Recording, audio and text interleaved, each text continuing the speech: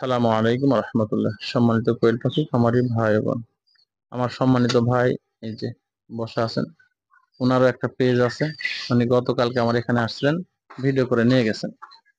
ওই পাশে নতুন খামার দেবেন, ভাইয়ের সহযোগিতা উনি আসছে, 10টা পাখি নিল, কিন্তু আরো বেশি নিবে পরামর্শ করলাম ওকে। তো আপনাদের উদ্দেশ্যে খামার বিষয়ে উনি এইসব কথাই তুলে ধরেন, একটা খামার বিষয়ে, যাতে কেউ কোনো জায়গায় না ঠকে, কিভাবে কি করলে সে বিষয় নিয়ে আমার সম্মানিত ভাই আহ কথা বলেন। এবং তার একটা পেজ আছে, উনি বলবেন ওনার পেজের নাম কি। সেই সাক্ষাৎ আপনাদের উদ্দেশ্যে ভাইকে কিছু কথা বলার জন্য বলতেছি।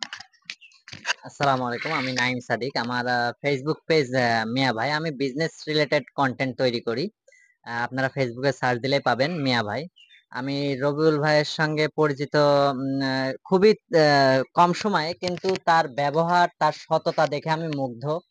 তার আসলে আমি অনেক জায়গায় যাওয়া হয় ভিডিও করার কারণে। সেই কারণে আমি জানি যে উত্তরবঙ্গের মধ্যে যে কয়টা কোয়েল পাখির বড় খামার আছে, তার মধ্যে সে অন্যতম আমার এই ভাই।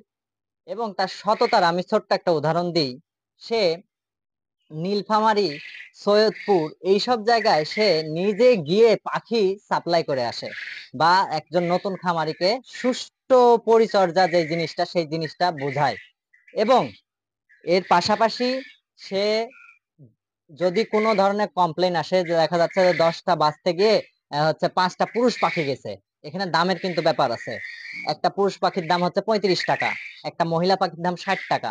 এই যে টাকাটা বেশি, ভাইকে বললে সে আবার টাকাটা ব্যাক দেয়, বা তাকে একটা নতুন মহিলা পাখি দেয়। ঠিক আছে? এখন আমাদের অনেকের খামারিদের একটা স্বভাব হয়ে গেছে, বা একটা বদ অভ্যাস হয়ে গেছে, যে এক ১০০ থেকে ২,০০০ পাখি হইলেই সে আর ফোন ধরে না, সে কথা বলে না, সে বিরক্ত হয়। ভাইয়ের মধ্যে এই জিনিসটা নাই। ভাইয়ের সঙ্গে যেই অল্প সময়ের পরিচয়, সে অল্প সময়ে ভাই খুবই আন্তরিক মানুষ। মেইন কথা হচ্ছে ভাই একদম দিনের পথের মানুষ, আল্লাহওয়ালা মানুষ। এই জায়গাতে আমার খুবই ভালো লেগেছে। আমি ভাইয়ের সাথে আরো কথা হবে, আরো কাজ হবে ইনশাল্লাহ। আমার পেজেও ভাইয়ের একটা প্রতিবেদন আসবে ইনশাল্লাহ, আপনারা দেখতে পাবেন। ধন্যবাদ। আসসালামু আলাইকুম। সবাই ভালো থাকবেন, সুস্থ থাকবেন। আসসালামু আলাইকুম। বিশেষভাবে আপনাদের উদ্দেশ্যে কিছু কথা বলার আমার থাকবে। সেটা হচ্ছে, মানুষ মাত্রই ভুল হয়, ভুলের ঊর্ধ্বে কেউ নয়। তবে আমারও পিছনের ব্যবসাগুলো যেভাবে করেছি, অবশ্যই অনেক ভুল হয়েছে। এভাবে কখনো ব্যবসা বাইরে করি নাই আমি, ভুল হতেই পারে। তারপরেও যথাসাধ্য চেষ্টা করেছি সঠিকভাবে ব্যবসাটা করার জন্য। ওর মধ্যেই ভুল হয়ে গেছে, কিন্তু কসম খোদার, কখনো জেনে শুনে আমি কাউকে ঠগাইনি। আসসালামু আলাইকুম।